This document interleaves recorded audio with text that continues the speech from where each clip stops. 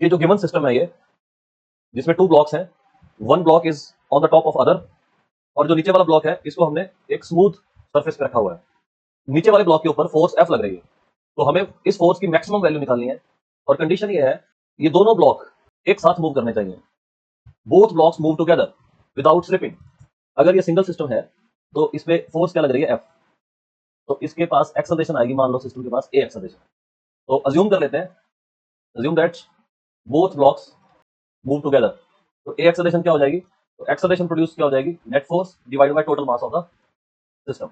अब ये A acceleration से अगर चल रहे हैं दोनों, तो हमें ये तो समझ में आता है कि इस नीचे वाले ब्लॉक पे तो डायरेक्ट फोर्स लग रही है F, लेकिन ये ऊपर वाला ब्लॉक कैसे चलेगा। कहने का मतलब ये है कि इसके अंदर भी एक्सेलरेशन अगर A प्रोड्यूस हो रहा है, तो कौन सी ऐसी फोर्स है जो इसके अंदर एक्सेलरेशन प्रोड्यूस कर रही है। इस पे तो हम डायरेक्ट एक फोर्स देख पा रहे हैं, और फोर्स है F। अब ये जो ब्लॉक है इस पे कौन सी फोर्स आएगी, तो देखो इन दोनों ब्लॉक के बीच में हमने स्टार्टिंग में डिस्कस किया था, एक फ्रिक्शन फोर्स होगा, स्टैटिक फ्रिक्शन। ये वो स्टैटिक फ्रिक्शन है जो ऊपर वाले ब्लॉक को चलाएगा। तो स्टैटिक फ्रिक्शन की जो डायरेक्शन है, ये डायरेक्शन होगी स्टैटिक फ्रिक्शन की, और दूसरे ब्लॉक पे इक्वल एंड ऑपोजिट ही है, क्योंकि स्टैटिक फ्रिक्शन का जो काम है वो है इन दोनों के कॉन्टैक्ट को बनाए रखना। कॉन्टैक्ट को बनाने के लिए ये क्या करेगा, ऊपर वाले ब्लॉक को फॉरवर्ड डायरेक्शन में चला देगा, तो फिर इसका मतलब पीछे वाले ब्लॉक पे फ्रिक्शन पीछे होगा। तो ये Fs है स्टैटिक फ्रिक्शन। तो ऊपर वाले ब्लॉक को आगे को चलाना है, इसीलिए इस पे फोर्स क्या होगी, फॉरवर्ड डायरेक्शन होगी, और वो फ्रिक्शन फोर्स ही एक फोर्स ऐसा है जो ये काम करेगा। अगर यहां से हम F निकालें तो F की वैल्यू आ जाएगी हमारे पास, F is equal to M plus M into A।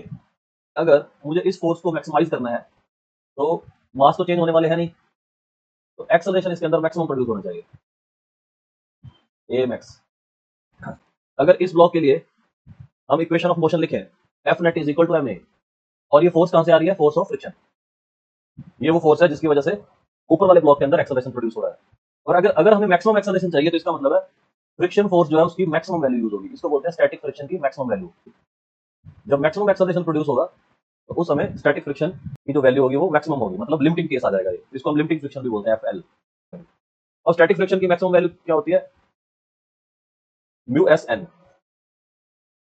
Mu S और एन की वैल्यू होती है mg, ये m से m कट गया, ये है मैक्सिमम एक्सेलरेशन की वैल्यू, ये है मैक्सिमम एक्सेलरेशन प्रोड्यूस। इससे ज्यादा एक्सेलरेशन प्रोड्यूस नहीं हो सकती। अगर हम ये वाली वैल्यू यहाँ सब्स्टिट्यूट कर दें, तो हमारे पास मैक्सिमम फोर्स की वैल्यू आ जाएगी। Maximum force required such that both blocks move together, m plus m, और इसकी वैल्यू डाल देते हैं यहाँ पे, म्यू एस जी। तो ये हमारे पास एक तरीके से ये फॉर्मूला भी बन गया है, लेकिन हमें तो कॉन्सेप्ट समझना है।